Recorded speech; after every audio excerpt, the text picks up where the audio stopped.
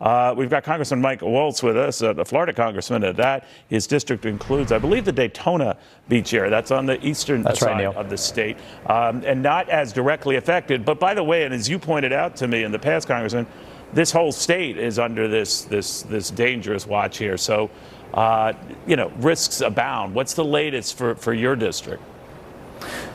Yeah, sure, Neil. Thanks for that. And right now, the Hurricane Center is projecting the eye of the storm to pass right over Daytona.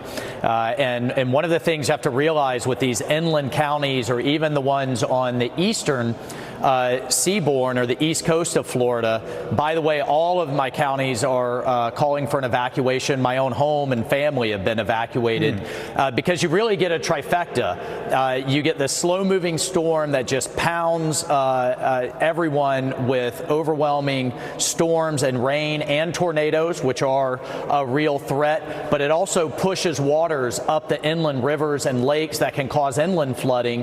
And then you get kind of a right hook with the counterclockwise wind as it passes off the east coast that turns around and then gives you a storm surge, right now expecting 3 to 5 feet. So it's that triple punch that could be absolutely devastating to even the inland and eastern parts of Florida. And then on top of that, Neil, the thing that I'm worried about is we have 1,000 people a day moving into Florida since our last major storm pre-pandemic that have never gone through this before, number one. And then number two, you got a lot of Floridians who have gotten a lot of false alarms over the years and may not be taking this as seriously as they should, particularly if they live inland. Everybody listen to your local officials and get out if they're telling you to get out. I was surprised, Congress, the number of people who ignored those warnings and are still, even on the Gulf side, staying right where they were and are.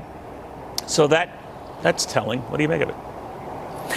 Yeah, again, I think a lot of it's, people feel like they can ride it out. They've gotten a lot of false warnings before, and they weren't as bad. And, man, it only takes once, Neil, for this to be a terrible situation for you and your family. And here's the thing.